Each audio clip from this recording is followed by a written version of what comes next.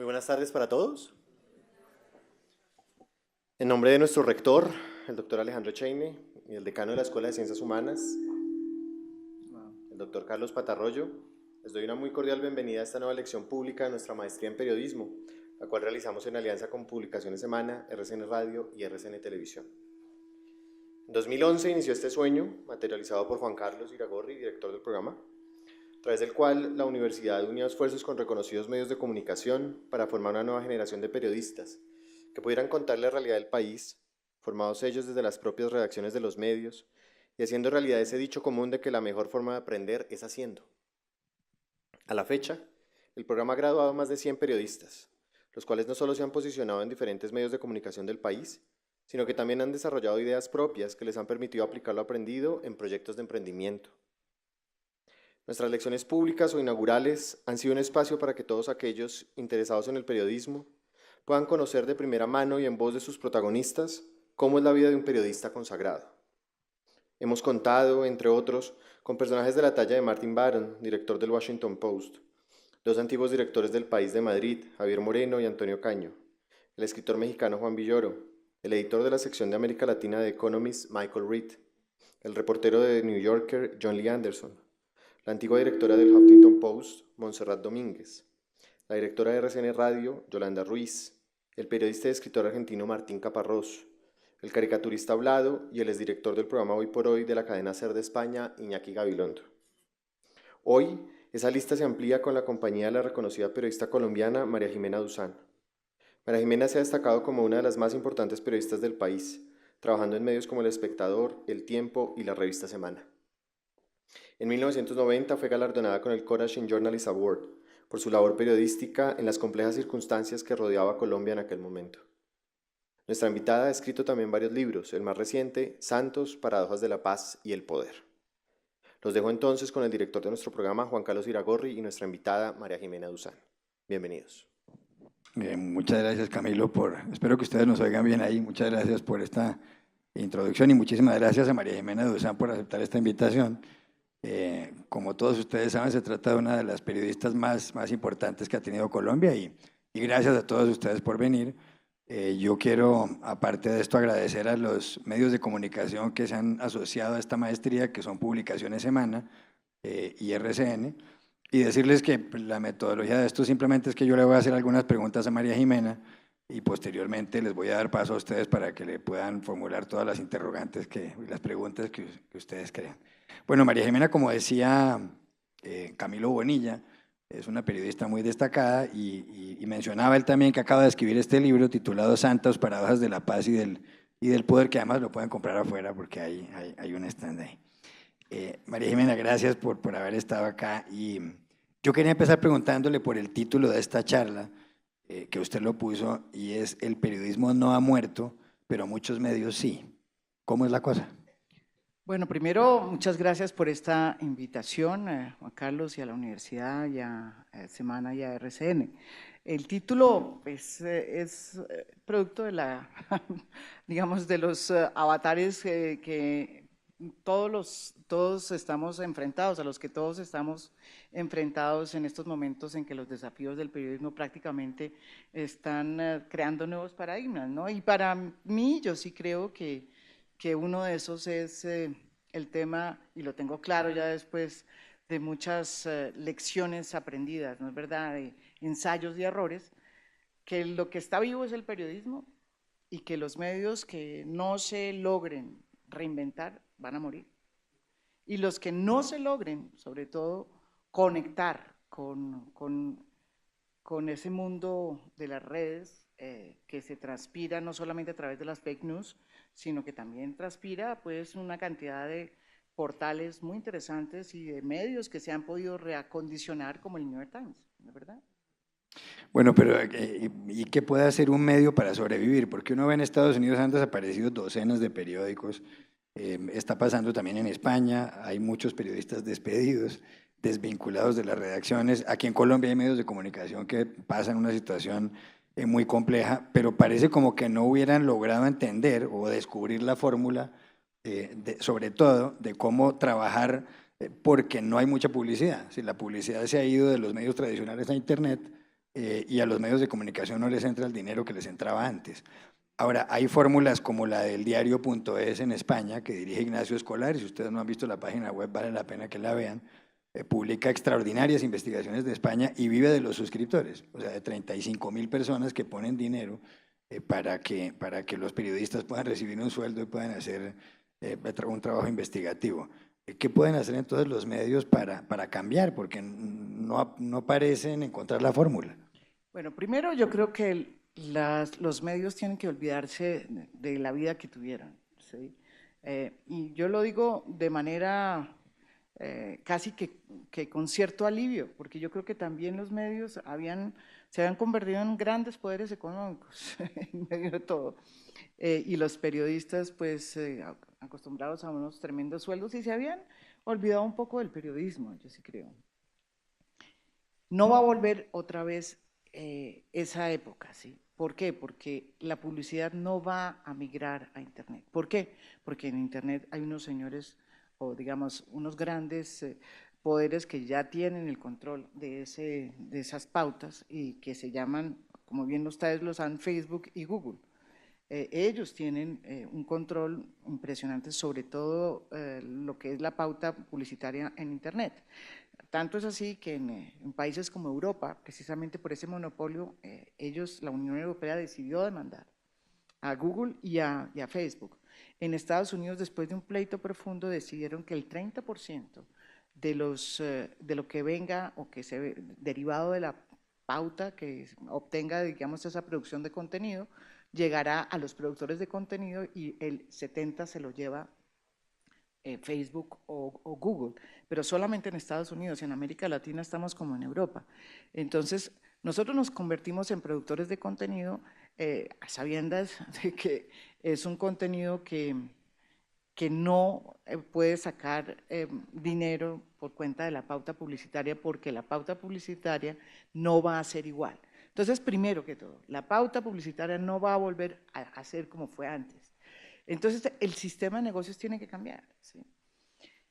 Eso por un lado. Lo segundo, cada vez va a convertirse el tema de la libertad de expresión y los medios de comunicación a través del Internet en un tema de derechos, ¿sí? De derecho a la información. Y eso lo explica muy bien, por ejemplo, lo que ha pasado en Estados Unidos. A mí me sorprende mucho el tema del New York Times. Yo estaba el otro día en Nueva York y todos decían, yo compro el paywall, o sea, yo formo parte de ese paywall, yo pago el New York Times porque me gusta que haya un buen periodismo y porque hacen buen periodismo. Y cuando yo les preguntaba, ¿y por qué no pagan semana? Me dicen, pues, ¿por qué voy a pagar yo semana? O sea, no entendían, los mismos colombianos que viven en Nueva York, ¿sí? Eso es muy normal, no entendían por qué sí había que pagar el New York Times, pero no entendían por qué había que pagar, por qué también había que pagar por semana. Yo creo que Estados Unidos ha logrado, o por lo menos el New York Times ha logrado convertir eso en un derecho, ¿sí? Y es que en este mundo, ¿sí? Ya todos los derechos que nosotros pensábamos que eran parte de la democracia liberal, cosa normal, pues no. Todos esos derechos están en peligro, incluido el derecho a la libertad de expresión y a la libertad de producir investigaciones, ¿sí? Entonces, yo sí creo que el New York Times lo ha hecho muy bien, porque el New York Times, ¿qué hizo?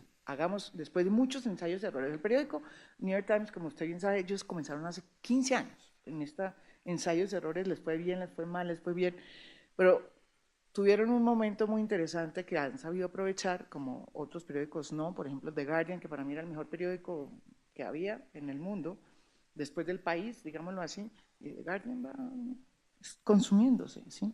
No ha podido hacer paywall y todo, pero en cambio el New York Times se reinventa porque le aparece Trump, por un lado, que eso es un bocato de cardinales para cualquier periodista, una difícil, digamos, administración, pero perfecta para hacer buen periodismo, y por el otro establece esa relación digamos, como con la persona que quiere comprar el New York Times, con la audiencia, digámoslo así, establece esa necesidad de decir, oiga, esto es un derecho suyo, usted tiene que exigir, y nos tiene que exigir a nosotros hacer buen periodismo, ¿sí?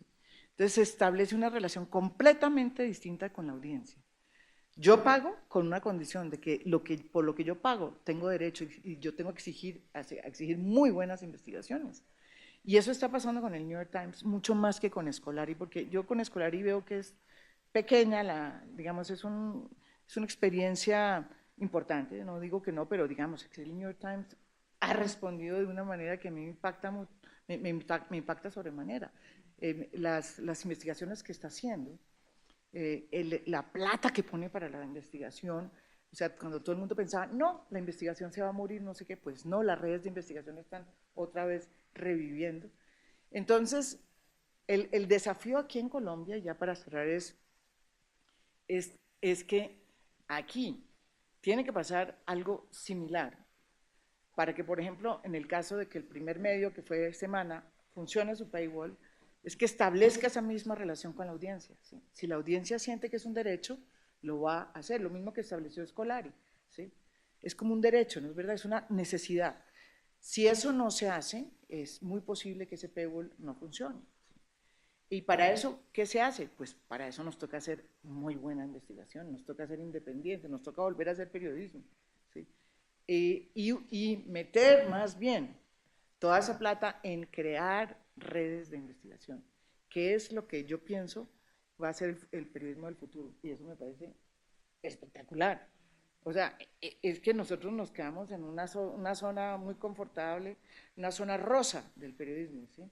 Ganando bien sin hacer nada. Y yo creo que es hora de ponernos a trabajar, a hacer investigación, y para eso hay formas, y de verdad que el New York Times lo está haciendo. ¿Por qué el New York Times lo puede hacer, nosotros no? Ahora, la gran pregunta es qué tipo, digamos, para que se establezca esta cosa, o sea, yo me pongo a pensar, digo, yo quisiera pagar el paywall de Semana por esto, porque me interesa, porque yo sé que Semana me va a dar una investigación en estas, o porque el tiempo, o porque RCN, ahí está el desafío que tienen los medios, de darle a esa audiencia lo que la audiencia está pidiendo en términos de verdad, porque la gente está muy perdida con los fake news y busca este tipo de reacciones, o sea, de experiencias en periodismo, las busca como está probado en Estados Unidos. Ahora, hay casos lamentables y poco exitosos, como por ejemplo The Guardian, que es, yo trabajo con ese periódico, estoy haciendo un documental con ellos, pero me impresiona cómo están desmantelando la Guardian TV, porque no ha podido, para mí el mejor periódico que más investigaciones ha hecho, el que, mejor dicho, ¿qué no ha sacado el New York Times? Ha sacado todas las, perdón, The Guardian, las mejores investigaciones últimamente, pero fíjese, no está pudiendo reinventarse, no se está pudiendo reinventar. Probablemente si uno se pone a ver, es factible que el New York Times sobreviva y es factible de pronto que The Guardian sucumba, ¿sí? Increíble, pero puede pasar, ¿sí? Así puede pasar aquí en Colombia, ¿no? Periódicos como El Tiempo, El Espectador o revistas como Semana, no sabemos todavía qué vaya a pasar, y lo importante es que se entienda que hay que cambiar, ¿sí? Que cambiar, pero de verdad, ¿sí? En periodismo, y ser mucho más independientes. Y yo creo que esos son los desafíos más grandes que tenemos. Usted ha mencionado varias veces la expresión fake news o noticias falsas. Siempre ha habido noticias falsas a lo largo de la historia.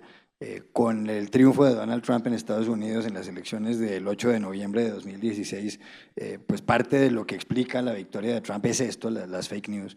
¿Qué se puede hacer para que la gente no se coma el cuento de las fake news? Porque en Italia la presidenta del Congreso, del Poder Legislativo, presentó un plan y lo han puesto en marcha de tratar de enseñar en los colegios a los niños a entender cómo detectar un fake news. Digamos, en términos generales, los grandes medios no mienten. Es verdad que cometen errores, claro, pero pues hay una responsabilidad en los medios, porque hay un director, hay una serie de redactores, hay una cantidad de editores que no se la van a jugar mintiendo. Repito, muchas veces han mentido, pero ¿cómo enseñarle a la gente en dónde está la buena información y en dónde está la mala información o la información falsa?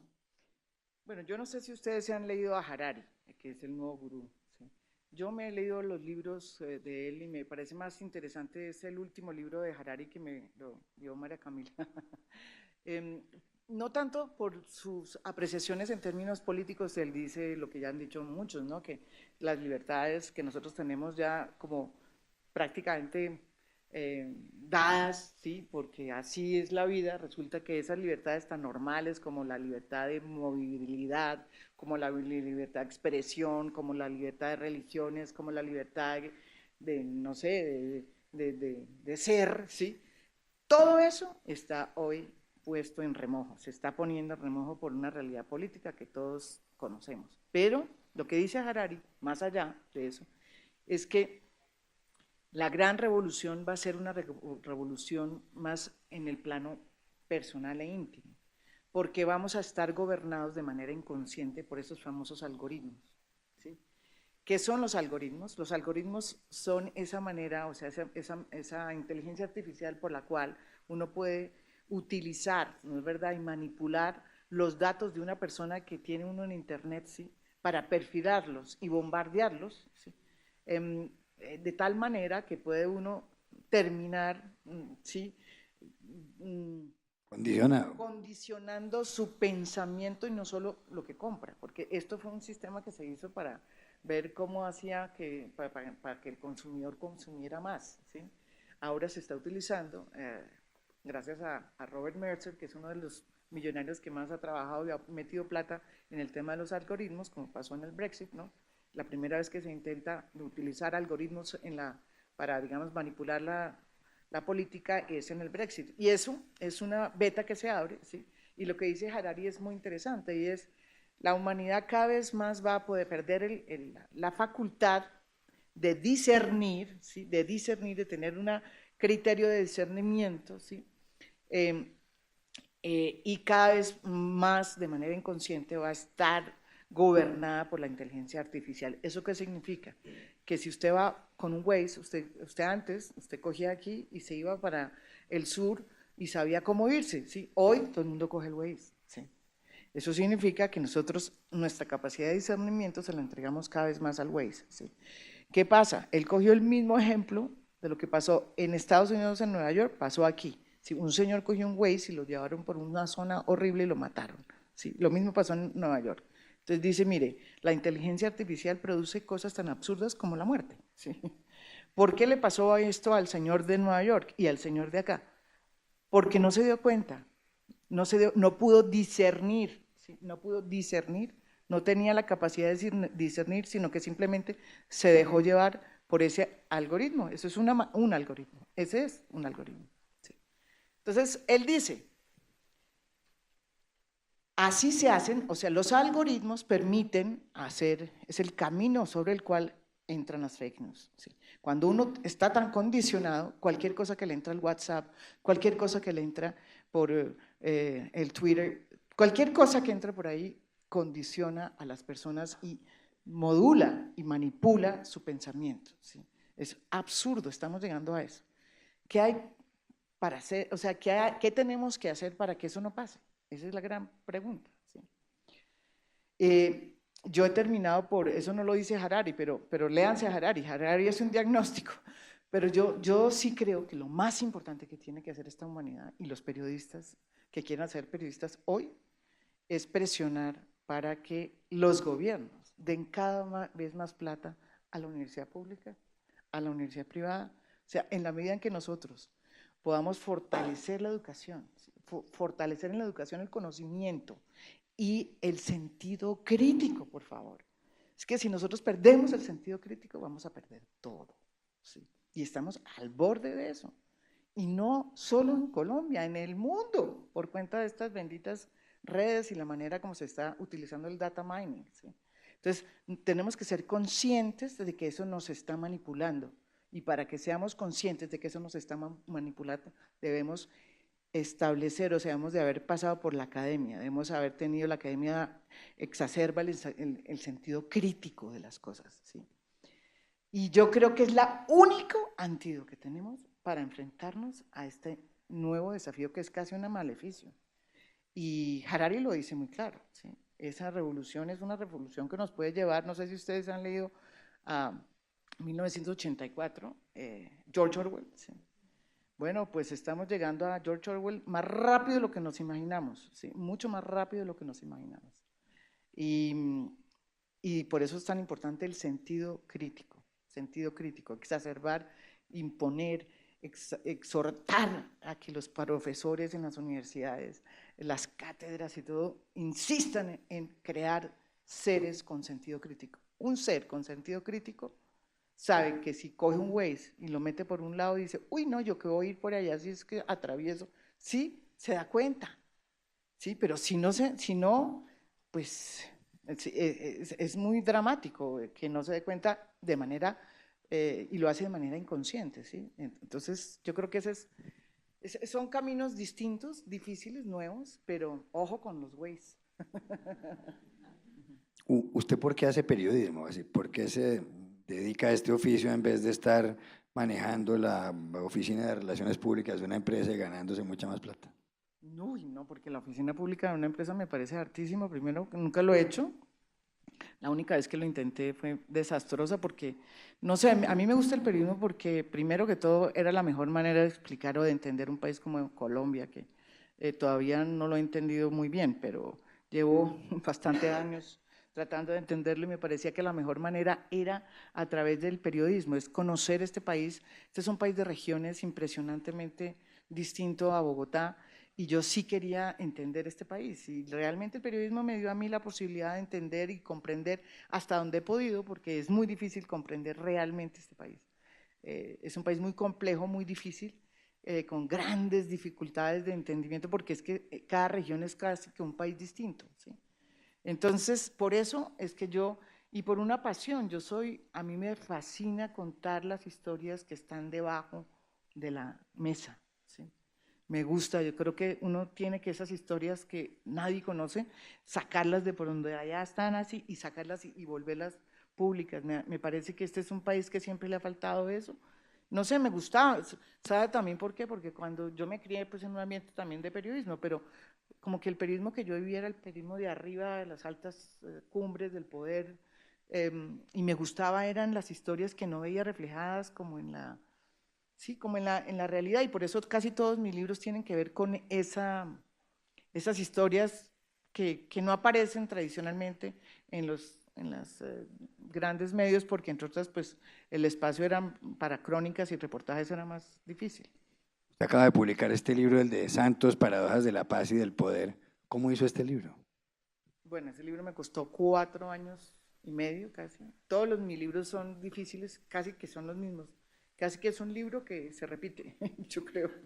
Es un libro que se repite porque es tratando de saber qué pasa con Colombia, ¿sí? Es como una obsesión que yo tengo y todavía, repito, estoy confundida porque no tengo clara muy bien cómo es que es el país, pero en esta lo que traté yo fue de tomar una fotografía con contexto de un momento que yo creo que es histórico y tratar de desnudarlo en sus cosas más complicadas y complejas, porque este es un país tan complejo como lo era ese gobierno de Santos. Y duré 4 años y medio porque no solamente fui a La Habana, sino que entrevisté a los militares, entrevisté a los uribistas antes de que perdieran el sí, después volví a entrevistarlos, entrevisté a Duque, entrevisté a miles de campesinos, me fui a todas las zonas, mejor dicho, tengo miles de horas de audios, ¿sí? De entrevistas y llegué a un punto en que dije, nunca voy a sacar el libro porque nunca voy a terminar esto. Y finalmente decidí que lo terminaba el día que Santos salía del poder y lo terminé ahí porque quedamos en punta. Que obviamente se hizo un acuerdo, yo sí creo que se desmovilizaron las FARC, pero la construcción de la paz nos toca hacerla a nosotros, eso están veremos. Y más o menos es como una ruta trágica, digamos, porque yo diría que lo que nos pasó es una cosa trágica y Santos en ese sentido parece sí siempre una figura muy trágica. Y esa es como la imagen que yo le traté de... No le traté, pues finalmente esa fue la que me salió. En la universidad usted no estudió periodismo. No. ¿Y cómo aprendió? Yo aprendí en el mejor sitio que era yo estudié ciencia política en los Andes y estudié periodismo en El Espectador, que fue la posibilidad que me dio Guillermo Cano. Mi papá trabajaba ahí y cuando mi papá muere, decide Guillermo Cano como que cogerme ahí de aprendiz y yo entré a un escritorio con una particularidad que tenía columna, cosa que me parecía rarísima a los 16 años, o sea, columna, escribía unas columnas pésimas, pues imagínense uno de los 16, y pero por el otro, que era lo interesante, me metió en todo digamos, todo lo que era investigación. Entonces yo iba de la mano con Guillermo Cano en todos los programas o proyectos que había de investigación y así aprendí a hacer periodismo. Y mi primer, digamos, en la primera cosa que yo ayudé, pero de lejos, porque era pues muy chiquita y yo no me metí en esa investigación, fue una investigación durísima que hizo el periódico, en ese momento El Espectador, contra López Miquelsen, contra Miquelsen, no López Miquelsen. No, Jaime Miquelsen, el banquero. Contra Jaime Miquelsen, el banquero, que era lo más importante que había en ese momento. A mí me tocó esa, me estrené en eso. Sí, y después en esa sí participé ya en todo el tema de la investigación contra Pablo Escobar, esa sí ya tenía más de edad, tenía como 4 años más de edad, pues ya tenía ya 20 años, ya era una vieja, y entonces entramos en el equipo de investigación del Espectador y hicimos estas investigaciones que infortunadamente terminaron con la muerte de Guillermo Cano. ¿Usted cómo escribe una columna? Usted es una columnista muy, muy conocida. ¿Cómo escribe una columna? O sea, ¿cuándo escoge el tema? ¿Cuánto tarda escribiéndola? ¿Cuánto investiga? ¿Cuántas veces la relee? Uy, no, lo más difícil es escribir una columna. O sea, yo digo que ser columnista es mucho más complicado que ser reportera, porque que hacer una crónica, que hacer un reportaje, que hacer una investigación, porque la columna es el sumum de todo eso, ¿sí? Entonces uno tiene que ser reportera, tiene que tener datos, tiene que hacer una crónica, escribirlo bien, y encima de eso tiene que escribirlo corto, ¿sí? Eso es un drama, ¿sí? Y es lo más difícil que me cuesta a mí, es muy difícil, a mí me cuesta toda la semana, hay veces hay columnas que duro 15 días haciéndolas, ¿sí? Sobre todo porque tengo que condensar eso en unas 4.600 caracteres o 4.500 columnas de la revista Semana son largas, ¿sí? Pues para hacer columnas son bastante largas, pero antes, cuando trabajaba en El Tiempo, las columnas eran más corticas y era más difícil el trabajo. Entonces, sí es un ejercicio de síntesis muy grande. Entonces, hay columnas dependiendo del tema, pero generalmente yo comienzo desde mucho tiempo atrás a trabajar el tema y es como una lucecita que se prende, ¿no? Así, que ya lo tiene como uno acondicionado y dice, uy, por aquí me puedo ir. Eso lo va generando, esa lucecita me ha costado muchos años de que se me prenda cuando tiene que prenderse, y a veces se me prende mal todavía y no atino, pero la verdad yo agradezco esa lucecita, es como una conciencia que yo tengo ahí que me prende y me dice, uy, este es un tema que se puede usar, este es un tema que es para columna, hay temas que no son para columnas, sino para otra cosa, digamos, o para el programa de televisión, en fin. Ahí, eso me sirve a mí para clarificar, pero lo más difícil es desarrollar ya el tema. Cuando se te prende la luz, el tema más complicado, la segunda parte es, bueno, ¿y cómo comienzo, no? Yo puedo durar 3 días, yo soy una de escritura lenta, yo no hago nada rápido en ese sentido. Yo tengo amigos que escriben columnas rapidísimo, yo no puedo. A mí me cuesta un trabajo, porque voy pensando sobre todo el primer párrafo, el segundo, la conclusión, el punchline. Todo eso es difícil de hacer y termino exhausta. Después de una columna yo termino prácticamente, o sea, quedo como si me hubiera pasado un camión por encima. Queda uno realmente agotado. En cambio, las otras formas digamos, las otras maneras de escribir periodismo, las siento menos, son menos difíciles porque sobre todo las puedo hacer de manera extensa, ¿sí? Esta no, esta es una caja, ¿sí? Es una caja y si uno no se sale de la caja, se fregó, ¿sí? A usted la han amenazado varias veces y a su hermana la asesinaron, haciendo periodismo. ¿Qué la movió a seguir, a no echarse atrás? Bueno, primero cuando yo comencé a hacer periodismo nunca pensé que el periodismo en Colombia me iba a costar la vida de nadie, pues, ni de Guillermo Cano, ni de mi hermana, ni de Jaime Garzón, ni de tantas personas que ya no están conmigo. Eso me impactó mucho porque dije, oh, carajo, esta vaina, este país está muy mal, ¿sí? Porque el periodismo no puede llegar a significar eso, ¿sí? El periodismo en ninguna democracia, o sea, el periodismo que uno hace en el campo, en la calle, cuando uno sale de Bogotá, no puede significar eso, que por el hecho de llegar a una zona complicada signifique de alguna manera que uno está poniendo en peligro su vida. Eso me parecía una asociación totalmente injusta, ¿sí? Pero aprendí que en Colombia eso pasaba, no lo sabía. Y me sorprendió mucho y estuve a punto cuando mataron a Guillermo Cano, después a mi hermana, dije, no, pero ¿esto qué es? ¿Yo para qué estoy aquí?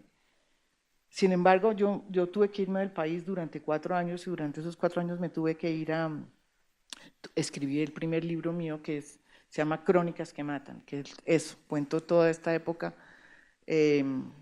Y después de terminar el libro me di cuenta que yo como que tenía que entender por qué nos estaba pasando eso y por qué yo tan joven, porque pues uno cuando está tan joven y tiene tantas cosas interesantes para hacer en la vida y le cae semejante, digamos, cantidad de muertes encima, pues quedé un poco sorprendido. Y entendí que yo tenía que aprender por qué, empezar a entender yo como persona, más que como periodista, por qué en Colombia mataban así a la gente. Y me devolví y empecé otra vez a entender, a tratar de entender. Y en esas ando. Por eso hice un libro, o sea, yo hice un libro, por ejemplo, también sobre Uribe. Yo hice un libro sobre Uribe. Cuando Uribe era presidente, él muy gentilmente me ayudó o me aceptó que yo fuera con él, que yo fuera 4 meses detrás de él. El problema fue que después de que fui 4 meses después con él y todo eso, terminé el libro, no le gustó y nunca más me volvió a hablar. Pero lo hice también con esa perspectiva, entendiendo a ver cómo era que funcionaba también el poder. ¿Sí? Y este libro lo hago de manera distinta. Y después hice otro, que es la historia de mi hermana, de por qué a mi hermana, cómo la mataron, cómo fue, recupero esa masacre. Y de alguna manera me sirvió para poder entender ese proceso de los paramilitares. A mi hermana la asesinaron los paramilitares. Pero este libro también es eso, es un acuerdo de paz. Yo quería saber qué pasaba en el acuerdo de paz. Me parecía importantísimo que el país dejara de vivir la guerra y traté de alguna manera de entender a través de historias impresionantes como por ejemplo la que vi con los militares y las FARC. O sea, es increíble, esta paz sí se hizo. Hubo un proceso muy interesante de acercamiento entre los militares y las FARC, que el país no conoce. Y yo quise retratar esos episodios, esos momentos, porque yo creo que este es un acuerdo sui generis en cualquier parte del mundo. O sea, nunca ha habido un acuerdo donde los militares hayan formado parte de la mesa y segundo, los militares y los guerrilleros que se combatieron durante 50 años hubiesen sido los mismos que hicieron todo el proceso de desmovilización y el fin del conflicto. Ellos lo hicieron y eso es, yo creo que lo único que ha funcionado en el acuerdo. Es impresionante y eso pasó en este país. Y eso yo fui consciente. Por eso hago el periodismo, para poder entender. Si no, ¿cómo hablo? ¿Cómo escribo? Si no. ¿Cuáles son los 3 columnistas que a usted más le gustan y cuáles son los 3 a los que nunca lee? Bueno, voy a decir una cosa. Voy a decir 2 cosas. Yo no voy a decir quiénes o no, pero a mí no me gustan los periodistas fletados, que aparecen fletados, que sí, a mí me parece que hay una moda muy, muy, muy en boga, que es el del periodismo fletado. ¿Sí? Yo detesto a esos periodistas fletados, ganan más que yo, desde luego, son más importantes que todos nosotros, ¿sí? O que yo, sí, son mucho más prestantes, son tremendamente exitosos. Yo a esos señores y esas señoras no les como cuento, no me gusta ese periodismo fletado, aunque pues es muy exitoso, pero ese periodismo fletado es el que más rápido va a desaparecer, ¿sí? Con todas estas cosas que estamos diciendo. Los que van a sobrevivir somos los más pobres, somos los más independientes. Y los que han vivido bien fletados, o sea, que es decir, se venden para poder sacar las informaciones y tener pauta, ¿sí? Yo creo que se les llegó la hora de su derrumbe, va a ir poco a poco derrumbándose. Y muchos de ellos tienen columnas, ¿saben? Muchos también tienen columnas. ¿Sí? A mí eso no me gusta. Que están en radio y tienen columnas. ¿O cómo no, en es? radio no, están en todas partes. Sí. No, es que no los, todo el mundo sabe, lo peor de todo es que usted y yo sabemos quiénes son, pero no los vamos a decir. Pero a mí eso me molesta, ¿sabe? Porque una cosa es distinta cuando uno trabaja, carajo, tiene un sueldo, ¿sí me entiende? Y uno es independiente y uno pelea con, hay veces a los dueños no les gusta lo que uno, pero eso es distinto, eso es parte del oficio, ¿no es verdad? Eso es parte, no, otra cosa, a eso no me refiero, yo me refiero a los que tienen su agenda, ¿sí? Y que son fletados. Eso ha sido una cosa muy triste en los medios de comunicación, aquí en Colombia, y yo creo que es una cosa muy de Colombia ahora. ¿Sí? Eso no pasaba hace unos 15 o 20 años. Ahora es como más evidente, ¿sí? Y eso ha afectado mucho el hecho de saber la verdad en muchísimos escándalos, investigaciones que no se han hecho, ¿sí? Y es un lobby muy fuerte, muy poderoso, ¿sí?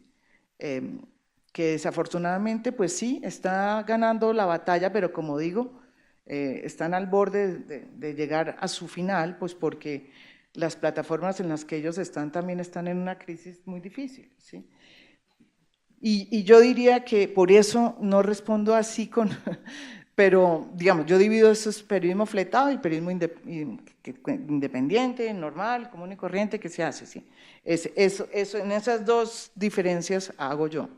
Hay columnistas que me gustan, por ejemplo, es curioso, bueno, a mí Antonio Caballero me gusta mucho, me fascina cómo escribe, me gusta mucho el humor, ¿sí? Me parece machista, últimamente me ha parecido un poco machista en sus artículos sobre las mujeres. En eso no me gusta, Antonio, pero digamos que incluso cuando escribes, eso me gusta leerlo, así no esté de acuerdo. Yo siempre leo columnistas con los cuales no estoy de acuerdo, que eso es como algo que me gusta hacer.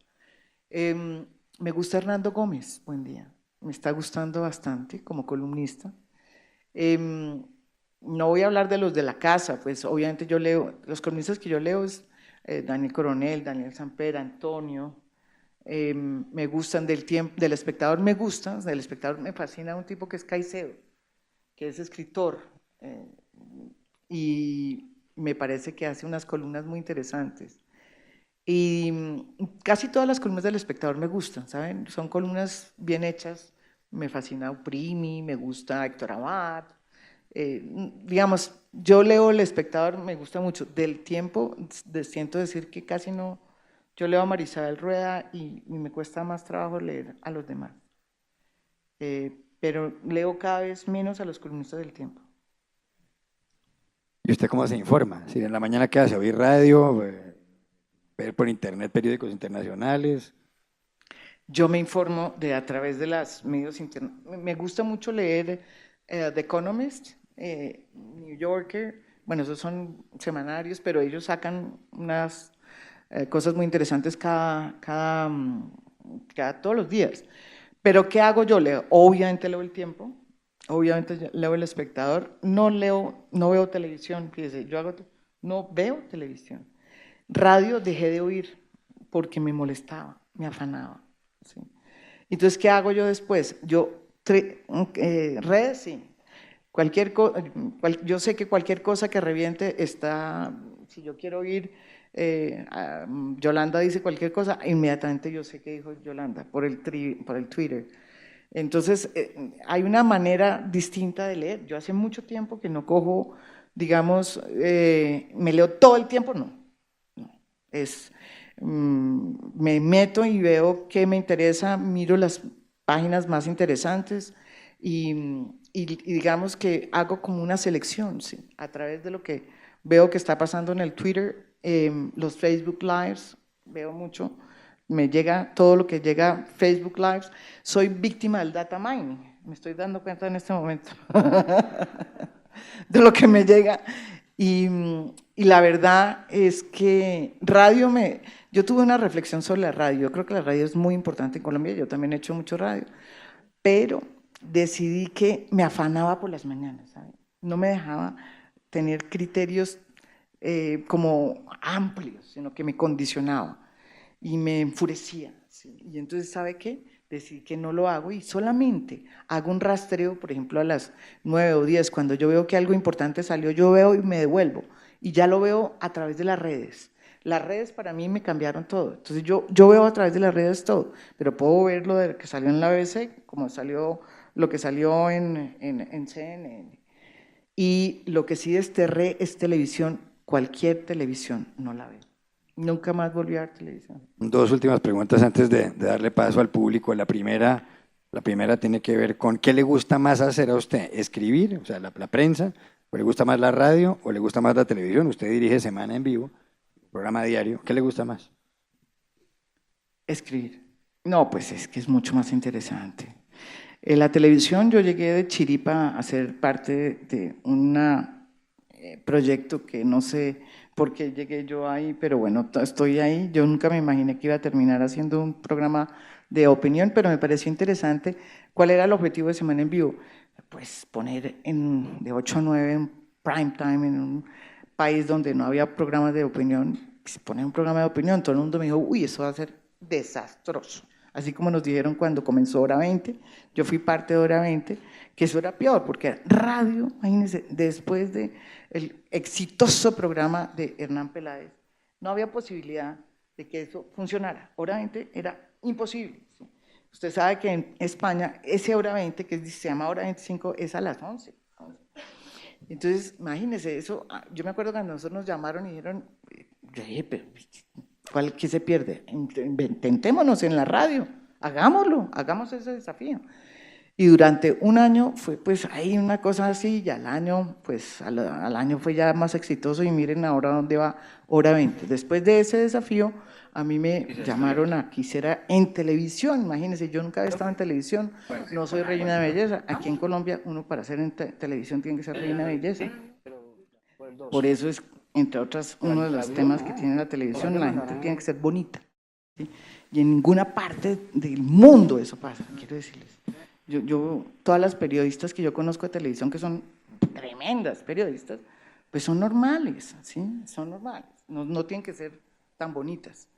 Bueno, pero igual yo soy la única señora que tiene un programa de televisión que no es bonita. Entonces, eso era una primera handicap. Todo el mundo me decía, pero ¿y usted cómo va a hacer? Uy, no, pero ¿qué es esto? ¿Cómo va a hacer? No, usted, mejor dicho, ni se ríe y todo, eso no hay que reírse así, eso hay que hacer así y todo. No, eso fue un drama.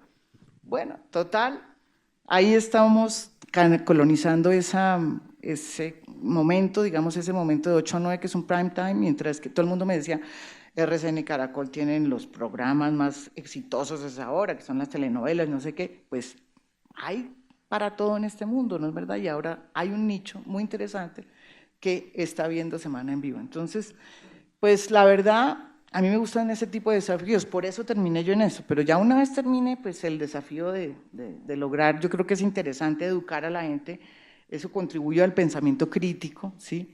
Y la idea es que vaya gente que no, pero en televisión, usted lo hace, usted tiene su propio programa, usted hace exactamente eso, usted lo hace también en televisión, también en Washington, pero aquí no había, en prime time. Entonces, bueno, es una excelente experiencia, ¿o no? Es una gran experiencia. Bueno, una última pregunta mía para darle paso al público. Como periodista, ¿cuál ha sido su mayor metida de pata? Uy, yo he tenido muchísimas. No, pues imagínense, he tenido muchas, sobre todo cuando comenzaba a hacer investigaciones, me equivocaba con los nombres. Y muchas veces eso es más peligroso que cualquier otra cosa. Mi peor metida de pata fue un día que Guillermo Cano me dejó encargada de el tema de sociales, en el tiempo que en El Espectador, que era sociales, no era sociales de social, sino sociales de jet set, ¿sí?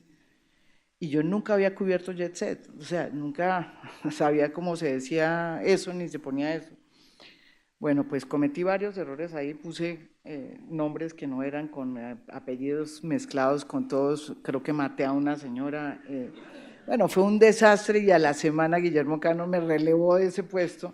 Ana María Cano estaba un poco molesta y me acuerdo que todo, con toda la razón, porque yo no sabía cómo era, es dificilísimo hacer crónica social, quiero decirles, una de las cosas que más complicaciones me produjo a mí fue hacer crónica social, eso nunca lo pude hacer.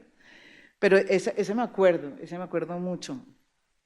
Otras metidas de pata tuve, no, pues he tenido de metidas de pata, a ver, en mis investigaciones no he tenido, me soy muy cuidadosa, fíjese.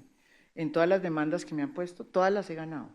Todas las demandas por injuria y calumnia, incluso la tutela que me acaba de poner el fiscal, la gané. En eso soy, creo que más cuidadosa, ¿sí?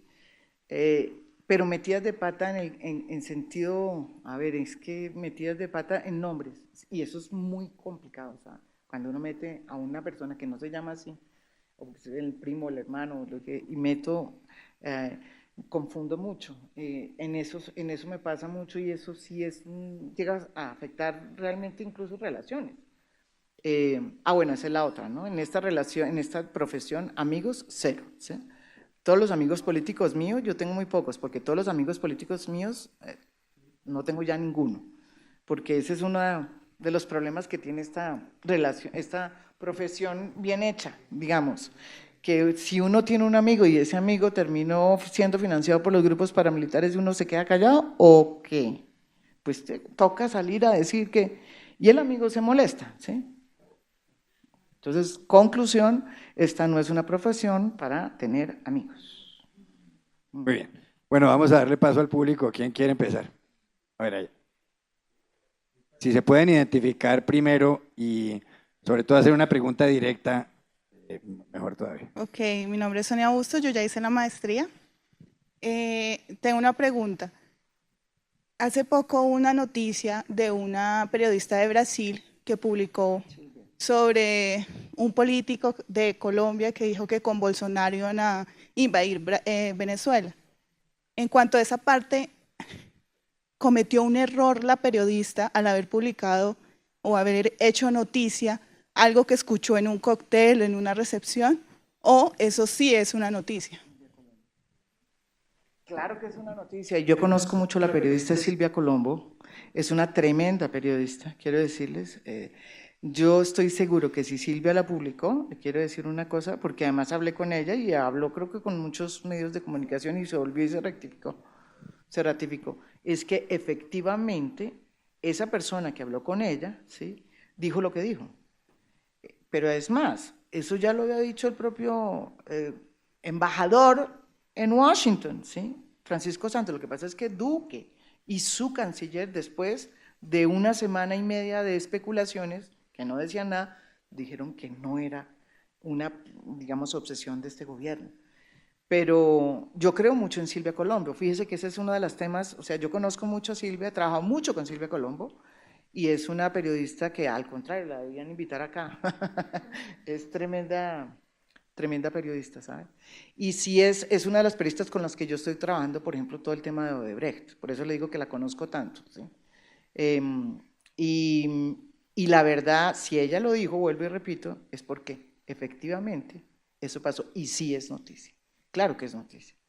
Que haya una posibilidad, digamos, que a través de la cual pues ella confirma porque o la oye de una fuente muy cerca, de una fuente, un funcionario colombiano, ¿sí? Es un funcionario colombiano el que habla con Silvia, ¿sí?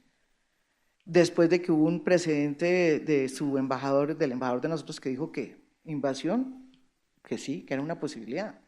Entonces y yo les digo otra cosa, esa es una posibilidad también. Todavía sigue siendo una posibilidad porque en este mundo no sabemos qué va a pasar. No sabemos nada, porque no sabemos todavía cuáles son, digamos, ni la política internacional de Trump, ni la política internacional del gobierno. Todavía falta fortalecerse en ese sentido, porque es un gobierno que tiene 3 meses, pues no tiene ni 3 meses. Entonces, hasta ahora sabemos muy poco y sí es noticia. ¿Alguien pregunta? Aquí en la segunda fila.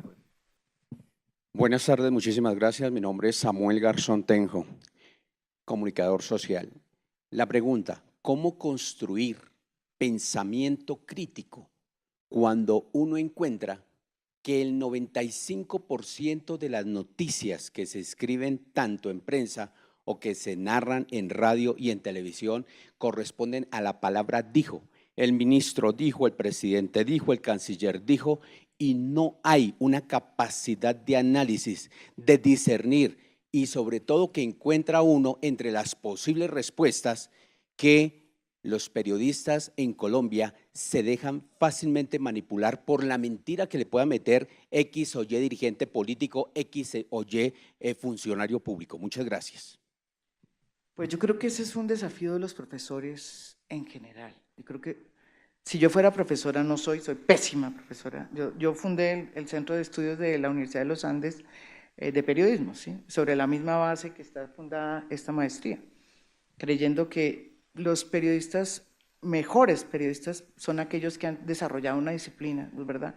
Y utilizan la metodología del periodismo, porque considero que el periodismo es una metodología para engrandecer la profesión del periodismo, ¿sí?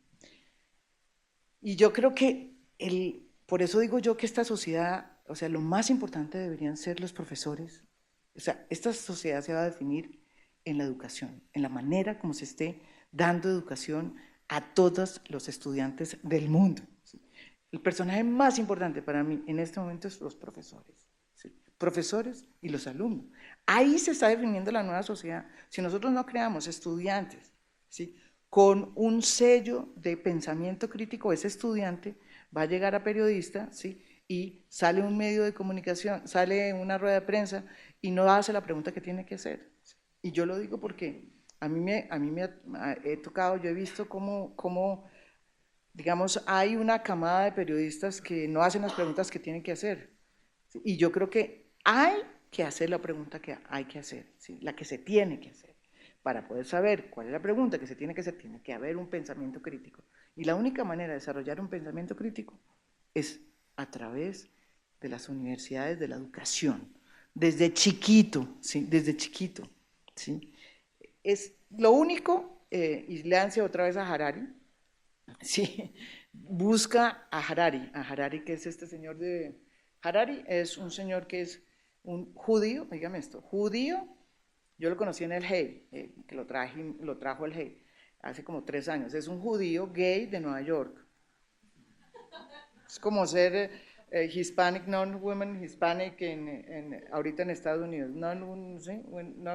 Non-white woman in Hispanic, eso es lo mismo. Las 3 cosas más horribles que puede haber hoy en Estados Unidos, digámoslo así. Bueno, es judío, es Harari. Y eso es lo que dice Harari también. Dice, el mundo se va a definir en la educación, en cómo se va a desarrollar el tema de la educación y cómo se le van a dar a esos estudiantes los instrumentos para desarrollar el pensamiento crítico. Estamos en esas, es que eso es lo que hay que hacer, eso es lo que hay que reforzar en esta sociedad, de eso no tengo la menor duda, y eso es lo que tenemos que pelear. Si nosotros perdemos ese pensamiento crítico, perdemos nuestra autonomía y nos va a gobernar la inteligencia artificial, ¿sí? Entonces, ese es el desafío de todos nosotros y de los profesores y de los alumnos en este momento. Pero quiero hacer un apunte ahí porque evidentemente las noticias, o sea, las noticias que uno cuenta en radio o en periódicos, pues debería ser simplemente narrar lo que pasó. Entonces uno en radio no tiene más remedio que decir, el ministro de Hacienda Alberto Carrasquilla dijo tal cosa y punto. Uno corre el riesgo ahí de editorializar. Quizá uno podría tratar de explicar, y a veces uno lo hace, de explicarle a los oyentes, en mi caso en radio, o a los lectores, en mi caso en Semana, porque escribo los artículos de Estados Unidos, en Semana uno puede interpretar un poco más, pero no es una cosa sencilla. Si uno se mete a tratar de explicar las cosas, a veces los que leen o los que oyen piensan que uno está tratando de influir en la manera como ellos piensan. Eso por un lado. Por otro lado, en cuanto a cómo enseñar el pensamiento crítico, pues hombre, es complicado. Uno puede estimular eso en las universidades, por ejemplo, dando a leer buenos artículos para que la gente entienda cómo se hace el buen periodismo. Digamos, el periodista tiene que ser un tipo, una persona escéptica, una persona que siempre piensa que le están mintiendo para tratar de cuestionar todo, o como diría Ortega y Gasset, la función del intelectual es pensar en contrario, siempre preguntar en sentido contrario. Pero eso no es sencillo, le voy a poner un ejemplo, perdón por este apunte porque yo no soy el invitado aquí. Un día entrevisté a Ben Bradley, que fue el director legendario del Washington Post, cuando destaparon el escándalo de Watergate, pues Carl Bernstein y Bob Woodward, los dos periodistas, y tumbaron a Richard Nixon, el presidente de Estados Unidos tuvo que renunciar. Yo fui y le pregunté a él, le dije, mire, ¿usted cree que uno debería estudiar periodismo? Y además es curioso que lo diga yo aquí, pero el tipo me dijo, hombre, yo creo que no. En realidad, si uno quiere explicarle a una persona cómo hacer una entrevista, pues lo que uno tiene que explicar es una técnica, que es lo que dijo ahora María Jimena hace un rato. Entonces, yo puedo contarles aquí, o María Jimena, cómo hacer una entrevista, cómo se pone el título, si es una frase del entrevistado, cómo se hace la introducción, si usted hace una entrevista pregunta-respuesta. Esa técnica uno la puede contar en 20 minutos. Lo que uno nunca puede enseñar es que a que las personas duden de todo, a que sean escépticas.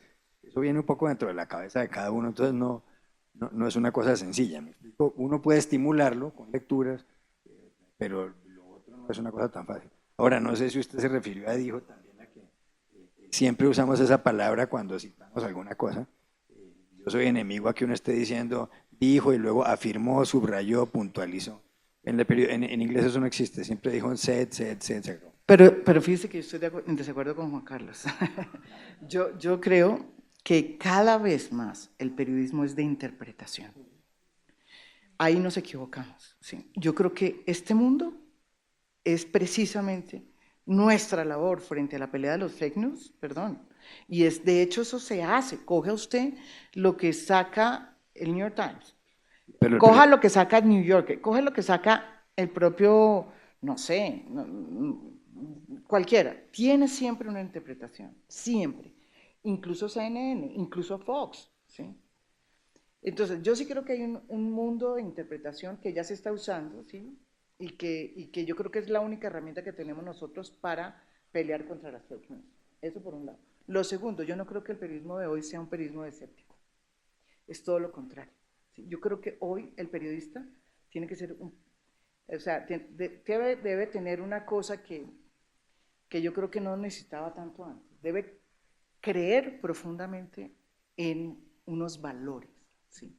En unos valores éticos, ¿sí? Eso es fundamental, ¿sí? Era importante antes, pero no tanto. O sea, no era porque había como una comodidad, ¿sí? Había un régimen establecido. Pero hoy yo creo que más que escéptico uno debe ser un periodista con convicciones incluso políticas que no tienen que ver con ideología. Fíjese que el mundo ya no se divide como ustedes, ya me imagino que el mundo del futuro no se divide entre izquierda y derecha. No, papás, eso se acabó. Incluso en Colombia, que es el último país que se ha decidido, o sea, quedar más de la cuenta en la Guerra Fría. ¿Sí? En el mundo, ¿sí?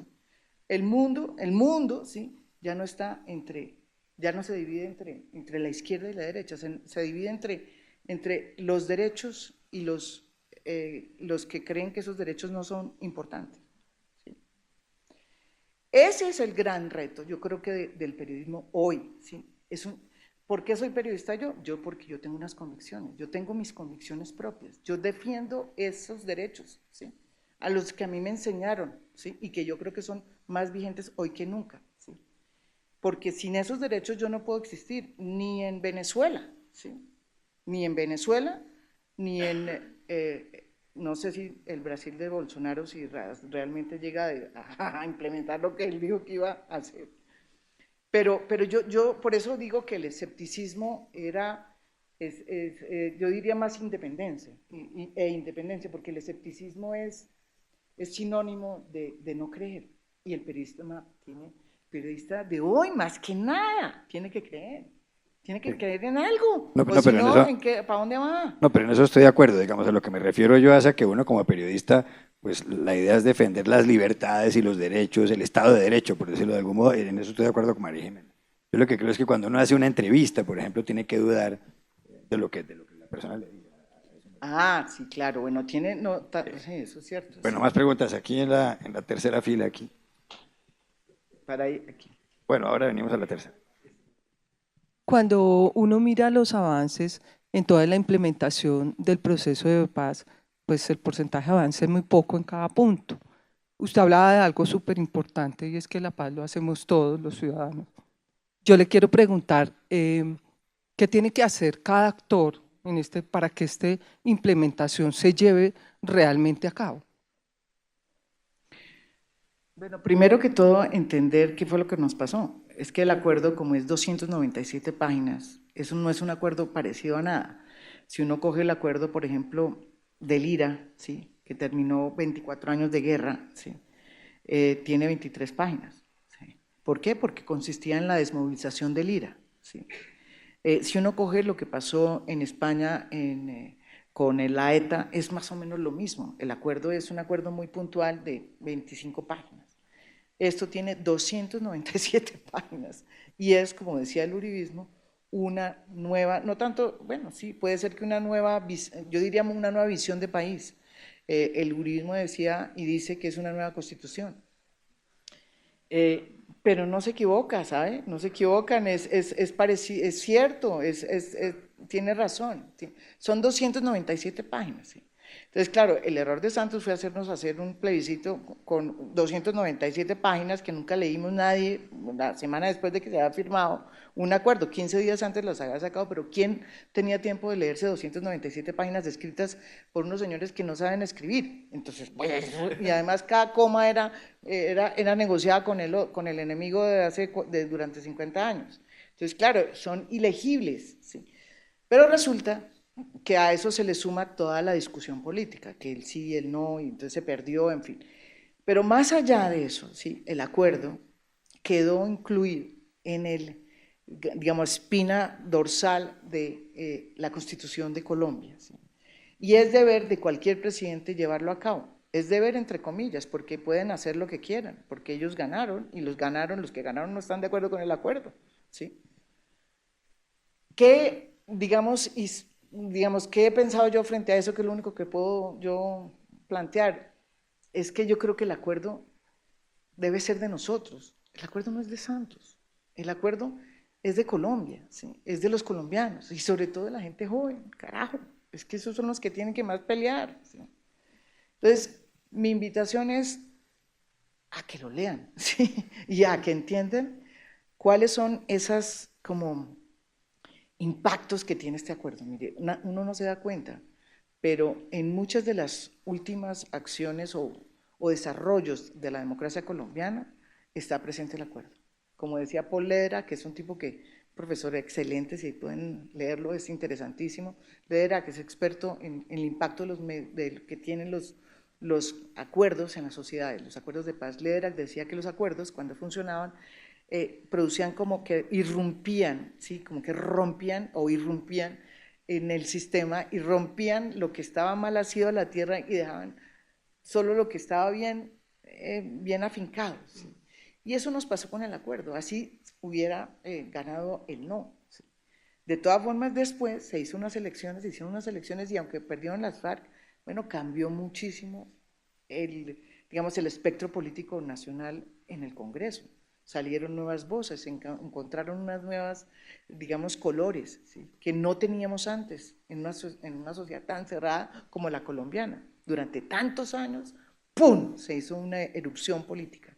Y lo segundo, hubo una elección, que es la elección esta, que no se ganó, obviamente, pero que se puso 12 millones de votos, que es la consulta anticorrupción. 12 millones de votos en un país donde nadie vota. Bueno, eso fue un éxito que yo creo que nos demuestra que hay un nuevo tejido social y una nueva ciudadanía en construcción, ¿sí? ¿Qué va a pasar con esa ciudadanía? Pues puede pasar que se puede marchitar, ¿sí? Y eso depende de nosotros, no depende ni del Estado, ni de los políticos, ¿sí?, es de nosotros. O sea, la sociedad tiene que ser consciente de lo que está en juego, ¿sí?, más aún en estos momentos donde casi todos los derechos, como les digo, en un mundo dominado por Trump, por Putin, por el señor chino, por Bolsonaro, ¿sí? Bueno, las democracias liberales están out y los derechos que a nosotros nos parecían tan normales están en peligro. Si no nos damos cuenta de eso, por favor, y eso sí ya es, y yo creo que es parte del periodismo, alertar a la sociedad de que eso está pasando, ¿sí? Pues entonces después no nos vayamos a decir que algo nos pasó. Pues claro que nos pasó, pero yo creo que uno tiene que estar consciente del peligro que estamos enfrentando a nivel mundial, digamos, en términos de derechos. Y yo creo que con eso terminaría esta. Más preguntas, aquí en la... Hola, buenas tardes. Mi nombre es Samuel Salgado y mi pregunta va dirigida con base en una frase de la periodista inglesa Christiane Amanpour, que dice que su objetivo como periodista no es ser neutral, sino veraz. Entonces, yo tengo esta duda siempre.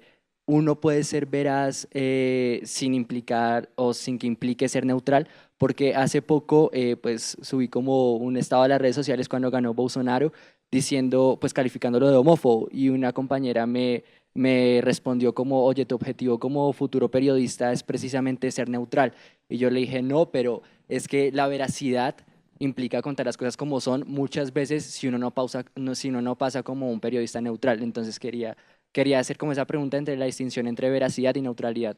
Opinará Juan Carlos, pero no, yo nunca he considerado que uno tiene que ser neutral. Es más, eso no está planteado dentro de las pautas del periodismo.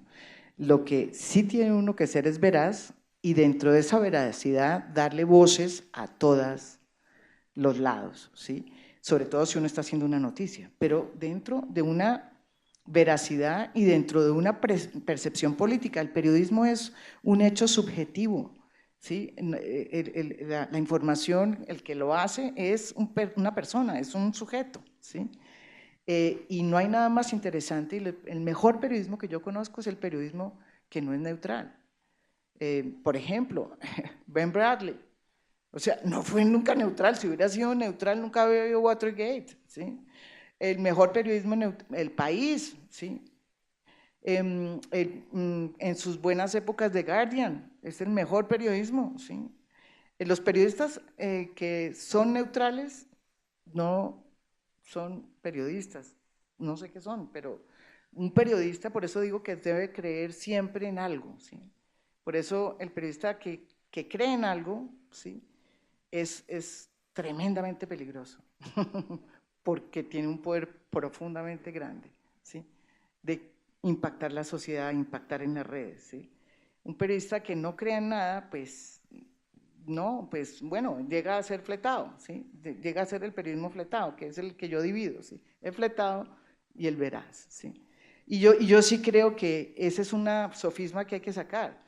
Eso fue una época, hace mucho tiempo, que decían, cuando le enseñaban a uno periodismo en Estados Unidos, cuando yo fui a montar el curso de posgrado en los Andes, fui a me mostraron cómo hacían, cómo enseñaban, ¿no? Entonces los mismos gringos le enseñaban a uno que uno tenía que ser neutral, pero ellos no lo eran.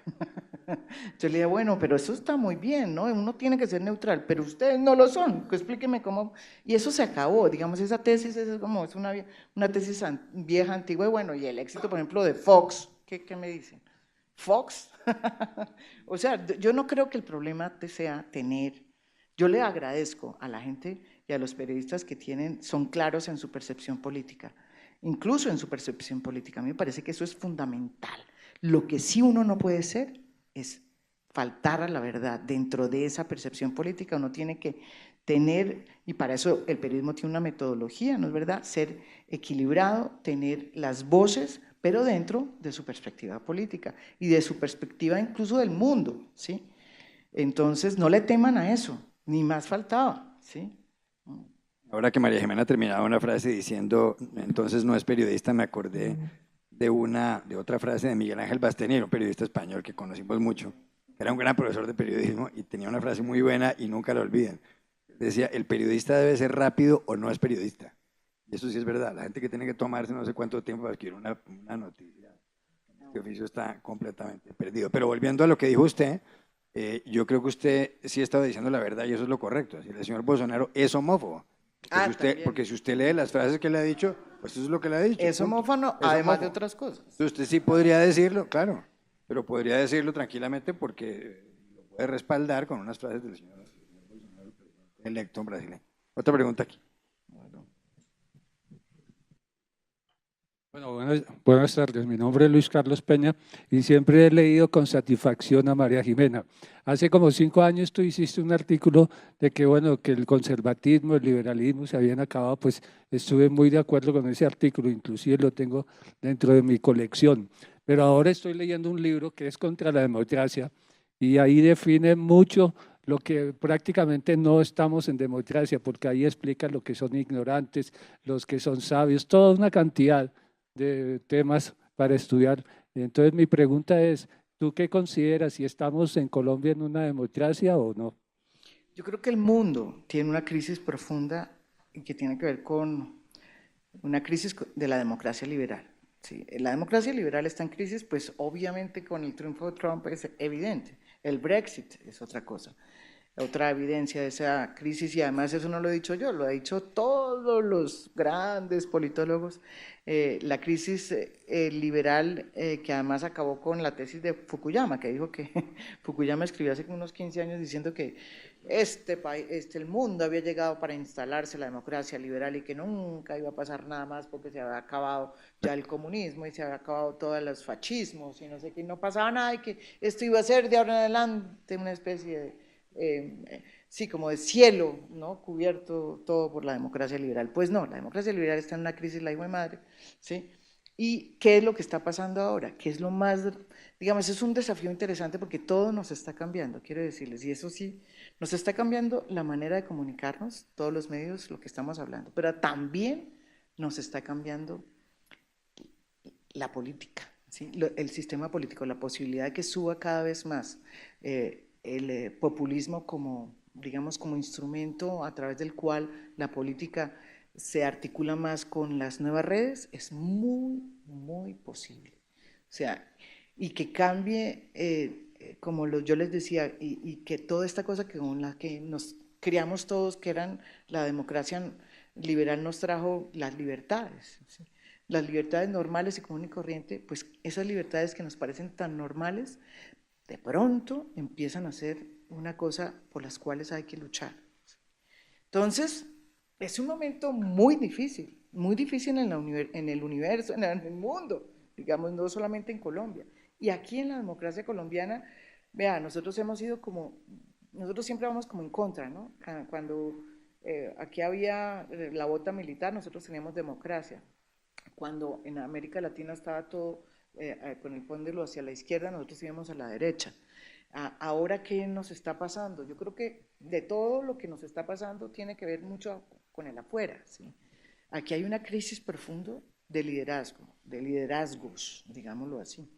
¿Por qué? Porque hay una crisis también de la política, ¿sí? Y es cierto, no hay partidos, los partidos tradicionales se acabaron, pero los nuevos están todavía surgiendo y no se han conformado, no se han consolidado. La posibilidad de populismos es muy fuerte, ¿sí? La cercanía de Venezuela también nos asusta. Es un momento muy difícil y no sabemos qué vaya a pasar porque es que el mundo está cambiando. El triunfo de Bolsonaro es muy complicado. Así unos digan que Bolsonaro no es, yo estuve con unos generales que, bueno, que están haciendo cursos a generales y todos son bolsonaristas brasileros. Yo hago parte de un grupo que hace el CAEN, que es el curso que hacen los militares que van a ser ascendidos a general. Y había muchos en ese grupo militares brasileños. Ustedes saben que Bolsonaro era militar, ¿sí? Bolsonaro cuando llegó a las elecciones pasadas, su grupo, que era un grupo chiquitico, que se creció tanto, puso 50 militares en el Congreso, en la Asamblea. Y estos militares decían que Bolsonaro era lo máximo. Yo los oía y decía, bueno, militares brasileños diciendo que Bolsonaro es lo máximo. Pese a todo lo que usted está diciendo, que todos sabemos que ha dicho Bolsonaro, hay gente que lo votó, 50 millones, creo, votaron por 55 Bolsonaro. millones. 5 millones votaron por Bolsonaro. Eso nos está diciendo que este país, o sea, que este mundo, sí, como votaron por Trump, a pesar de todo lo que decía Trump, que hay una cantidad de cosas que no sabemos cómo se reacciona y que tiene que ver con esa clase media. La clase media, que fue la que más se vio fortalecida por el avance de las democracias liberales, en los últimos años de la recesión fue la que más se afectó. Y esa clase media es la que más está furiosa, más está golpeada, digamos, y es la que ha sido como la base para que a través de la perfilación de datos se le instigue a ser protagonista y se exacerbe sus pasiones y sus odios, ¿sí? Y sea la que salga a votar por estos señores. Y eso es lo que está pasando. Entonces, ¿cuál es el papel del periodismo en ese momento? Esa es la gran pregunta. Nuestro enemigo es las fake news, nuestro enemigo es Facebook, y nuestro enemigo es Google. Más preguntas. ¿Quién tiene más preguntas? ¿Ninguna pregunta más? Aquí.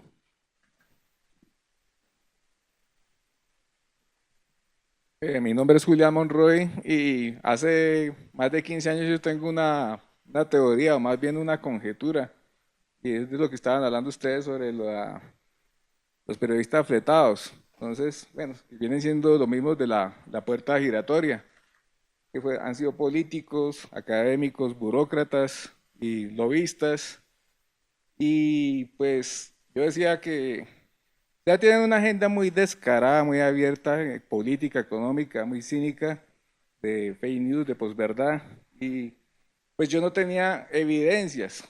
Decía que esta gente está pagada hace muchos años en paraísos fiscales, pero por lo que está pasando en los últimos años, el tiempo creo que me está dando la razón. Entonces, pregunto yo si eso cree que puede estar pasando todavía. No, yo lo que dije, y yo creo que es bueno volver a aclarar, yo creo que ese periodismo, que es un periodismo que le hace mucho daño a la sociedad, pero que es exitoso, porque eso es parte de la crisis de la democracia liberal, yo creo. Es un periodismo que está condenado a morir precisamente por la crisis propia de la democracia liberal, y solamente va a sobrevivir el periodismo que lo hace por convicción, ¿sí?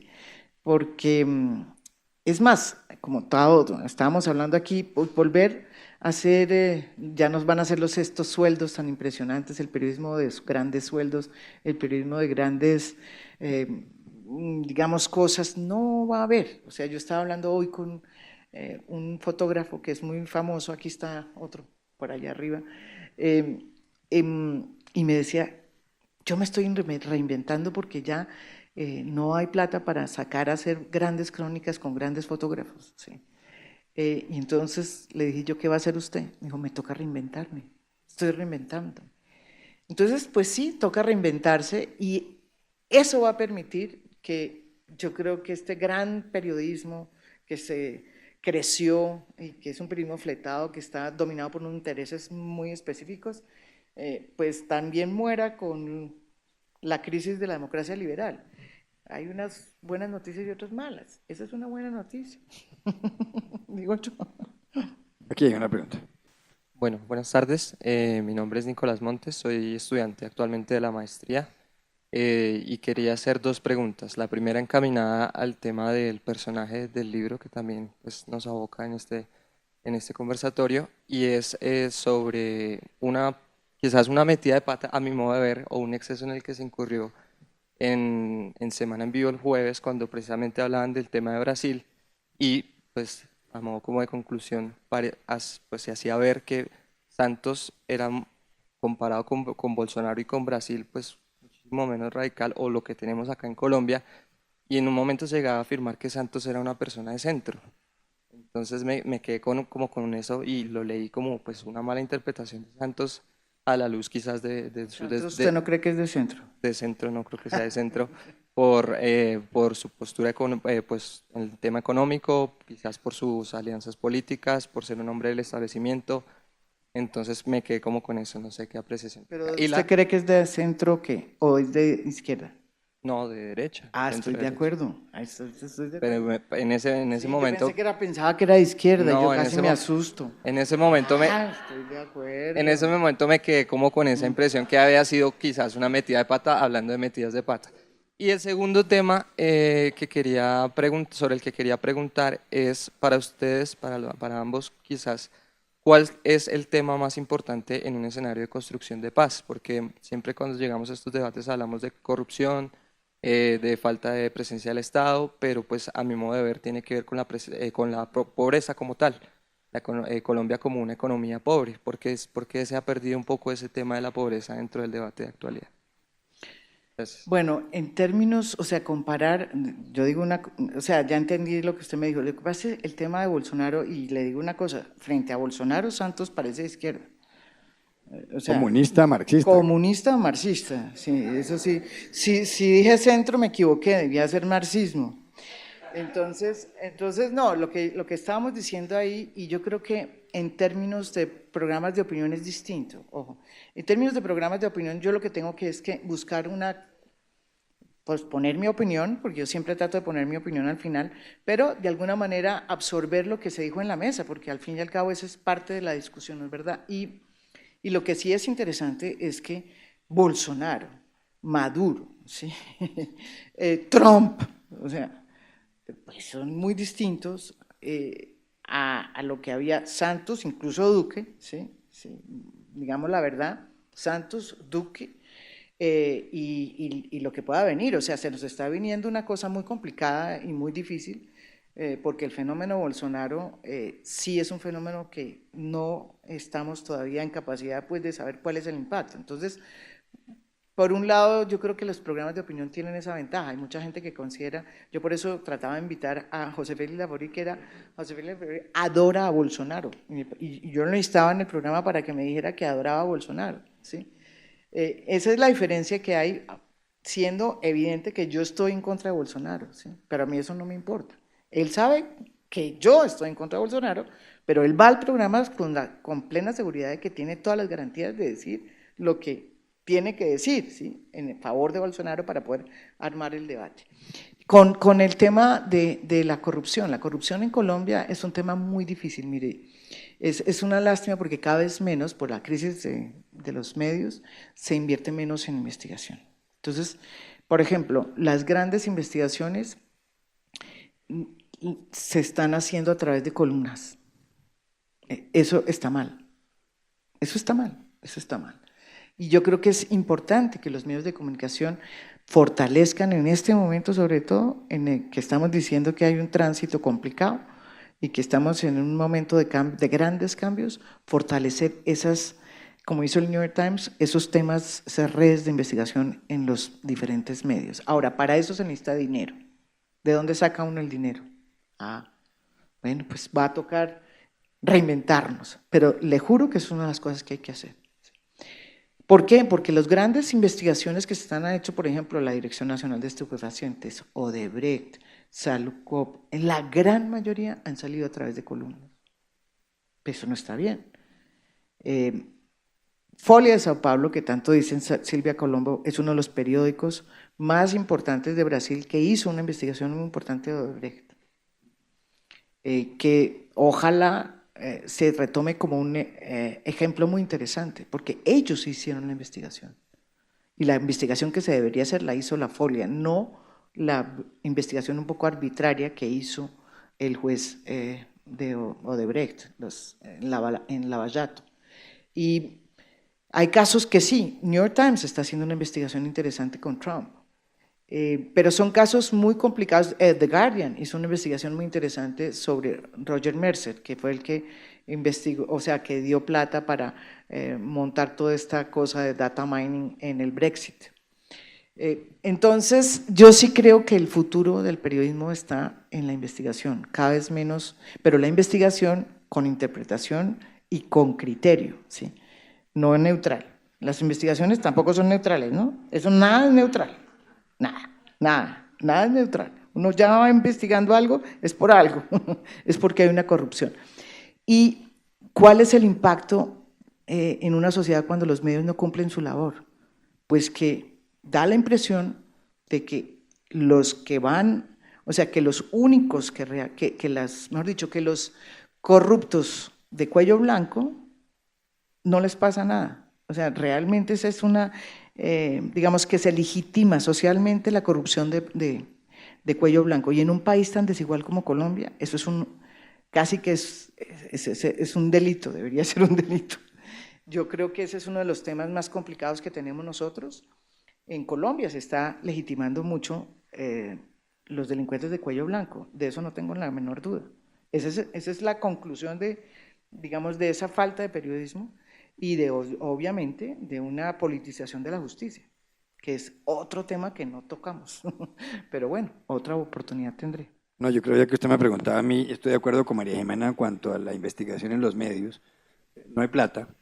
Entonces, póngase a pensar que para una buena investigación a veces tiene uno que destinar 3 o 4 reporteros o 2 durante 6 meses sin escribir un solo artículo para que después publiquen 4 o 5 reportajes. Y hoy en día los medios de comunicación, para ahorrar costos, muchos medios de comunicación, pues contratan a esas grandes compañías estadounidenses para ver de dónde recortan.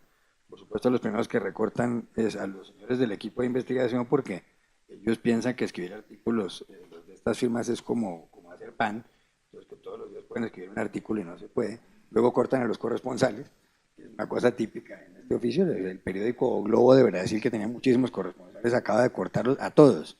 No van a tener corresponsal ni siquiera en Buenos Aires, un periódico brasileño, ni siquiera en Buenos Aires, y eso siempre pasa. Y en cuanto a los programas de opinión, pues hombre, es que ahí se dice de todo. Lo que pasa es que yo creo que los programas de opinión, por lo menos es lo que trato de hacer yo en un programa de opinión que dirijo, es que lo que se produzca ahí es como lo que alguien, como de la misma manera que alguien definía un parlamento en Europa, es que eso es una guerra civil incruenta. Yo creo que los ciudadanos lo que tienen que entender es, y esos programas creo que están hechos para eso, y lo hace María Jimena en Semana en Vivo, es que haya personas con posturas distintas que se puedan decir de todo mientras que no se peguen, y que al final se puedan ir a tomar café. De eso se trata la democracia. Entonces, el escenario para que se digan de todo, pues es el Congreso de la República, o es el programa Semana en Vivo, o es RCN, o Hora 20. Se trata de eso. Entonces, claro, ahí se dicen cosas y la gente opina, y hay gente que dice barbaridades, porque también se puede decir barbaridades. Son espacios para eso. Bueno, más preguntas aquí en primero. Viviana Mercado, periodista. María Jimena, usted decía que cuando escribió el libro sobre el expresidente Álvaro Uribe ya la dejó de saludar. ¿Le sucedió lo mismo con Santos o no y por qué?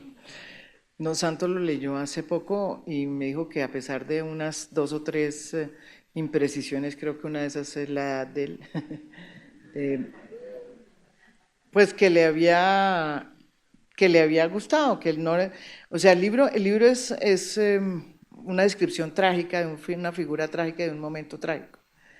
Pues porque nada más trágico para mí, por ejemplo, porque es que yo nunca entendí cómo un país puede votar no a la paz, o sea, nunca la entendí. Y entonces yo trato de escribir este libro para explicar por qué perdimos, ¿sí? Entonces, claro que es una cosa trágica, ¿sí? Es como una figura shakespeariana, ¿sí? De esos que suben hacia el poder encumbrados y terminan agarrados, o sea, terminan caídos por sus propias contradicciones internas y externas, ¿sí? Eso nos pasó a nosotros como país y le pasó a Santos como jefe de un país. Es un poco eso, Viviana. Yo traté de explicar lo absurdo, que es muy difícil de hacer, explicar lo absurdo, como me dijo un amigo mío, que es un extranjero que viene, un periodista extranjero que viene aquí a cubrir el país y dice, a ver, vengo acá a que usted me explique, ¿cómo es posible que este país primero votó no a la paz y segundo no a la lucha contra la corrupción? Tan fácil, me la puso fácil, sí. No le pude decir qué, no le tuve ninguna respuesta. A la primera sí, le dije, mire, yo traté de escribir este libro, si se lo puede ver, léaselo. Y trata de absorber la primera pregunta. La segunda me toca escribir otro libro porque tampoco lo entiendo yo. Pero tiene muchísimo que ver también con la manera como nosotros estamos actuando y reaccionando frente a el tema de la manipulación de nuestras inconsciencias, ¿no es verdad? Estos temores y o sea, la palabra que yo diría que hay que desterrar es miedo, ¿sí? Nosotros no podemos votar por miedo, salir a hacer algo por miedo, ¿sí? Pensar porque miedo no, el miedo quitémoslo. Nosotros no podemos, porque el miedo es lo que nos atrapa, y cuando nos atrapan en el miedo, nos manipulan. Y la palabra no puede ser miedo, ya, o sea, el miedo no, ya está, mire lo que produjo el miedo. El miedo se va creando y nos va inmovilizando y nos está convirtiendo en autómatas, ¿sí? Y yo sí diría que una de las cosas que uno tiene que hacer es desterrar palabras, percepciones, sensaciones, y ser más racional, ¿sí? En un mundo lleno de percepciones, el trabajo de uno es hacer lo posible por volver las cosas más racionales. Es difícil, pero ¿quién dijo que este trabajo era fácil? Sí, pues nos tocó eso, pues hay que hacerlo, ¿o no, Juan Carlos? Nos toca hacerlo, nuestra pelea ahora no es contra Donald Trump, ni contra los presidentes, ni contra el gobierno, no, es contra las fake news. Hombre, es que además explicar el comportamiento de los votantes es muy difícil. A mí que me tocó cubrir en Washington la elección de Trump, acuérdense que eso era martes 6 de noviembre del 2016, a las 10 de la noche, el New York Times tenía un gráfico que venía sacando hacía 6 meses, ¿no? Posibilidades de que Hillary Clinton gane la presidencia, 96%, que gane Donald Trump, 2%. Y fue chistosísimo, eso era una constante durante 4 meses. Fue chistosísimo como en esa noche la cosa cambió y al final no veía ni de posibilidades de que gane Donald Trump, 95%.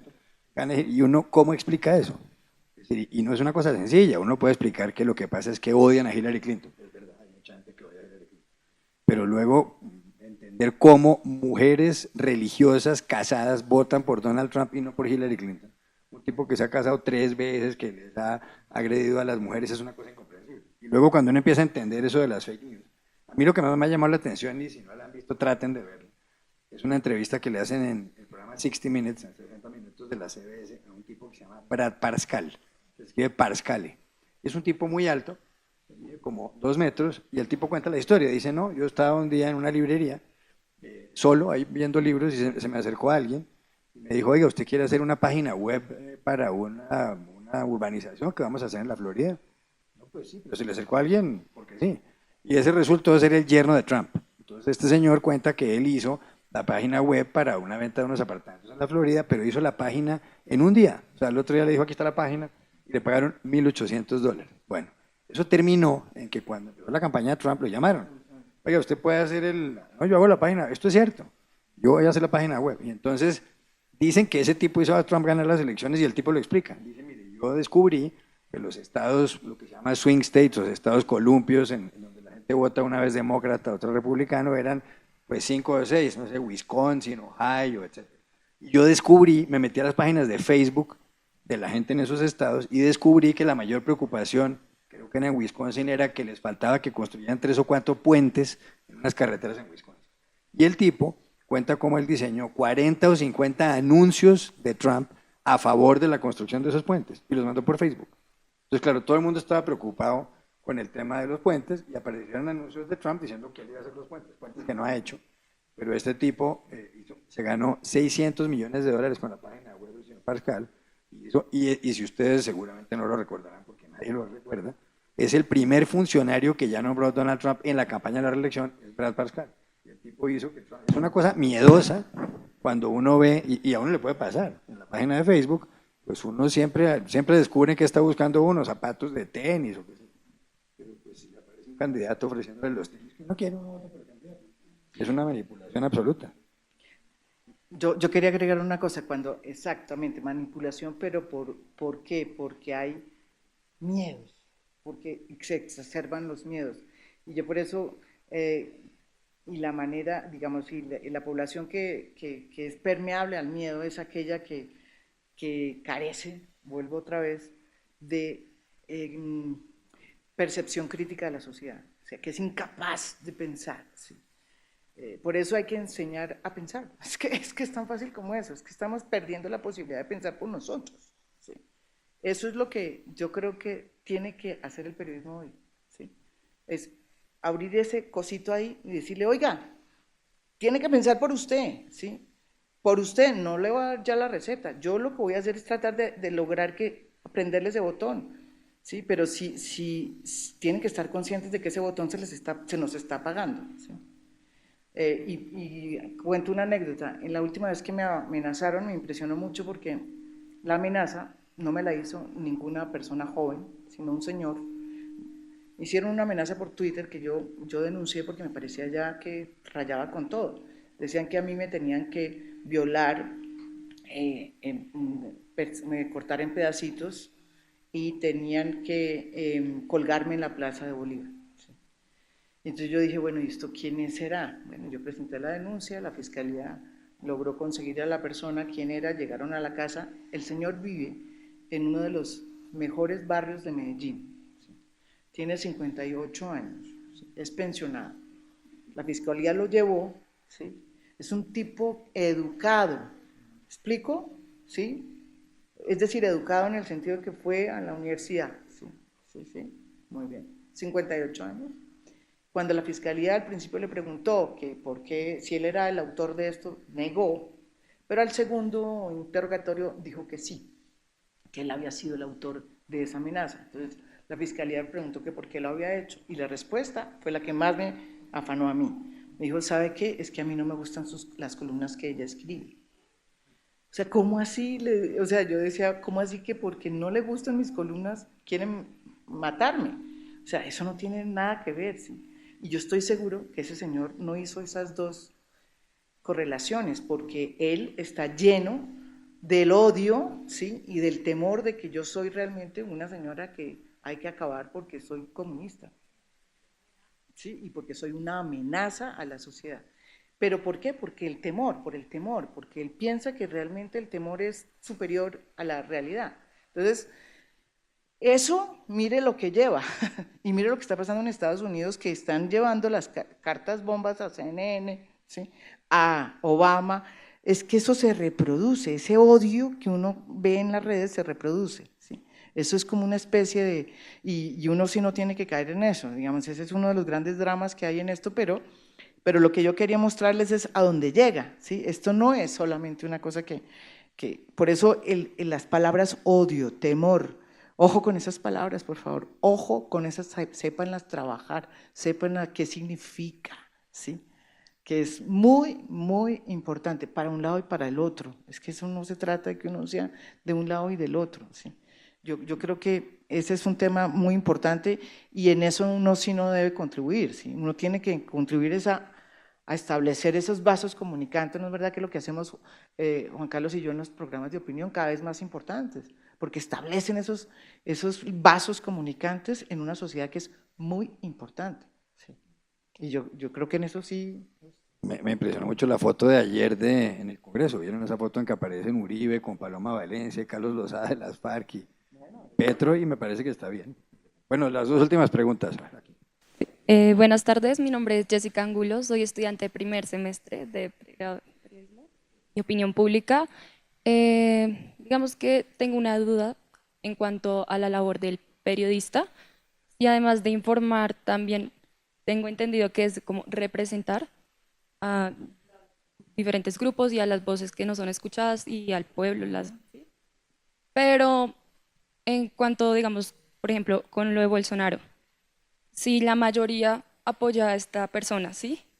Si la gran mayoría, y yo como periodista estoy en contra de lo que la gran mayoría dice, pues uno se supone que tiene que ser veraz y tener unas creencias, pero también no se supone que el periodista tiene que tratar de comprender no solo a las personas que opinan de la misma manera que uno, sino a los que no opinan también de la misma manera, o sea, como ponerse en los zapatos del otro y ver las cosas desde distintos puntos de vista, ¿sí?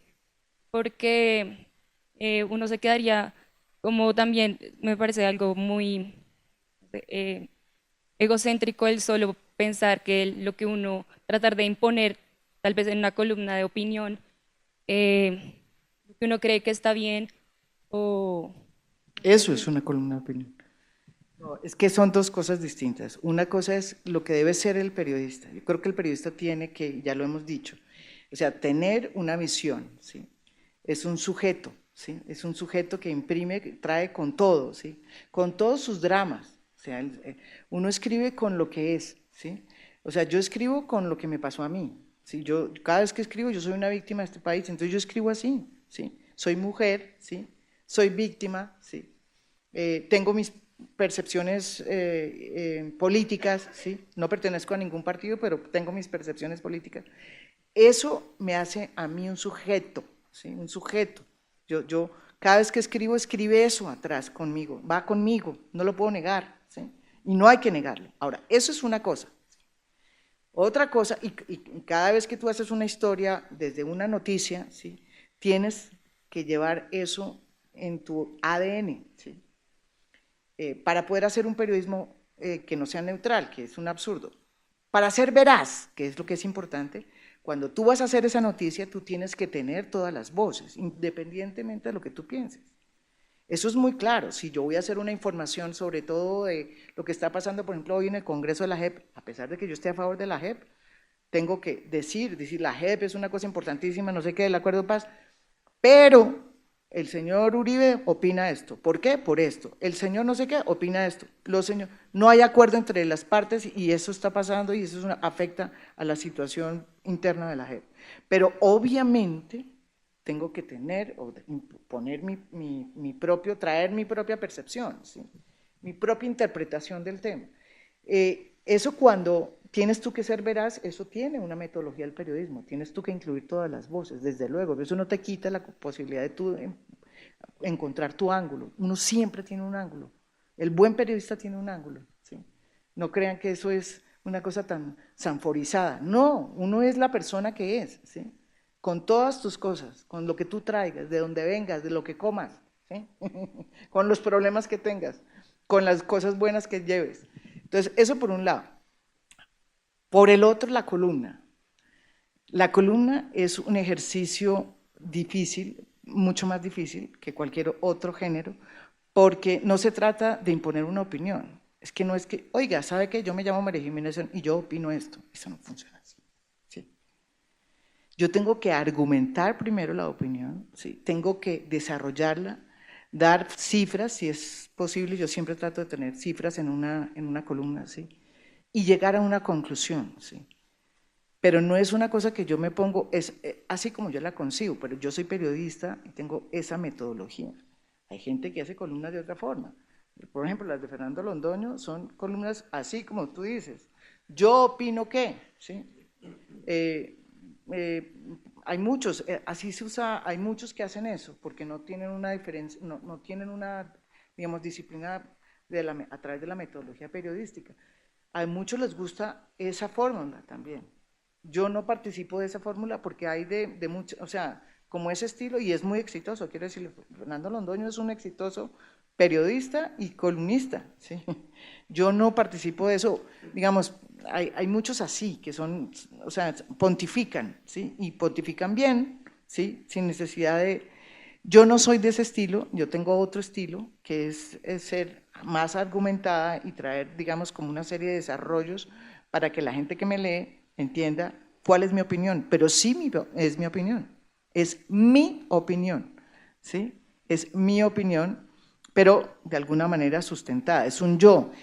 Trabajar el yo es muy difícil, aprender a trabajar un yo es complicado, no solamente literariamente, sino en columna. Ya eres tu yo. Y eso es un trabajo completamente distinto, muy diferente a hacer un reportaje, a hacer una crónica o a escribir una noticia, ¿sí?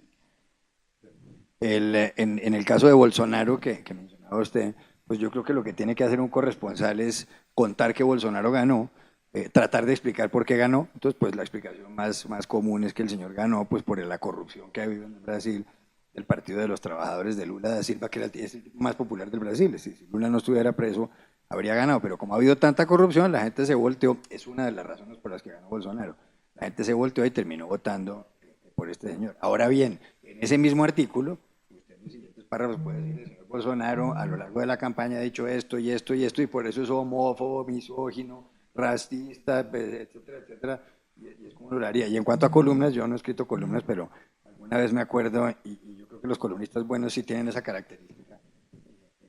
Una vez me pusieron a escribir una editorial en el periódico El Siglo. Hace 1.000.000 de años yo llevaba 2 meses haciendo periodismo, tal vez 1 mes. Yo estaba frente a una máquina de escribir y yo no sabía qué escribir. Y entonces pasó Álvaro Gómez Hurtado, el dueño del periódico, el director del periódico. Escribió 1000 editoriales y me dijo, ¿usted qué le pasa? Le dije, no, me pusieron a escribir una editorial sobre Sri Lanka. Era cómo hacer la cosa. Y me dijo él, mire, las columnas tienen dos claves. Una es escoja solo un tema y no cambie el tema. Porque si ustedes se dan cuenta, las columnas de María Jimena es solamente de un tema, no se mete a hablar. Y la segunda, esto me dio risa, pero es cierto, me dijo, usted escoge quién es el bueno y el malo de la película y le da palo al malo de la primera a la última línea sin parar. Y eso siempre funciona, pero sin parar. Bueno, última pregunta aquí. Pero yo, sí, yo diría que en el ejemplo que pone Juan Carlos de cómo se escribiría ese, digamos, ese reportaje o la noticia, digamos, del triunfo de Bolsonaro, yo le agregaría a lo que puso Juan Carlos un contexto, ¿sí? Que es importantísimo. Si usted no pone contexto en una noticia, está, digamos, no siendo veraz, ¿sí?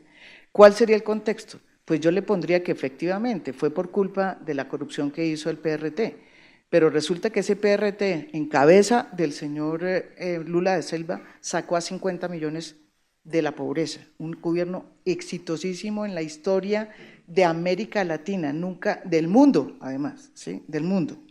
Ahora, ¿qué pasó? Esa clase media que se volvió clase media, ¿sí? Después con la crisis se vio muy afectada porque nunca le perdonó al propio Lula da Silva, que los había sacado de la pobreza, la corrupción. ¿Sí me entiende la diferencia? Ahí yo estoy siendo veraz, pero tengo mi contexto, ¿sí? Es que el tema es que aquí no hay historias de blanco y negro. Hay un contexto, que el contexto es fundamental, ¿sí? Y para tener contexto hay que tener, vuelvo y repito, esa capacidad de colegir, de unir, de saber cómo definir el problema, ¿sí? Porque el diagnóstico no puede ser simplemente, yo triunfó Bolsonaro por esto y esto y esto. ¿Por qué? O sea, que no solamente fue la corrupción, estoy de acuerdo, como dice Juan Carlos, yo le pondría el contexto y es que vienen de un ascenso impresionante, 50 millones de brasileros salieron de la pobreza. O sea, ya quisiéramos nosotros haber hecho eso que hizo Lula, pero Lula cometió el error, ¿sí?, corrupción, que lo cometieron los demás también. Lo que pasa es que a Lula por problemas políticos internos, ¿no? El señor Temer nunca le pasó nada, el señor Temer tenía baletas que recibía, ¿no? El Temer, el presidente, no le pasó nunca nada a Temer, o sea. Entonces, hay una politización de la justicia que se vio, pero obviamente el señor Lula fue culpable de Odebrecht y de Lavallato, ¿sí? Y ahora que María Jimena decía que no hay cosas blancas y negras, acuérdense siempre de una frase de André Gide, un escritor francés que fue premio Nobel, que dice, el verdadero color de la verdad es el gris. Eso es cierto. Bueno, yo te quiero hacer especialmente una pregunta después de que tú escribes el libro de Santos, que haces toda esta investigación que es exhaustiva. Ya casi, digamos, ahorita el 24 de noviembre,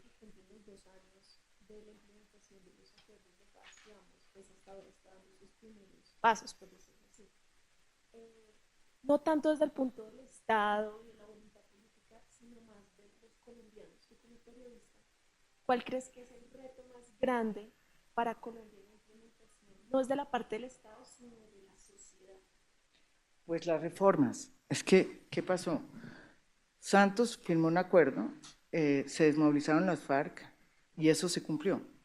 Pero por errores propios también de la implementación, demoras en su implementación, porque además es dificilísimo todo lo que tenían que poner en práctica, digámoslo así, no tuvo tiempo y se fue quedando solo, como cuento en el libro. Hasta, mejor dicho, hasta Cambio Radical se le fue todo el mundo. Santos quedó solo sacando adelante y lo único que pudo sacar realmente fue la JEP, que hoy está en un momento complicado.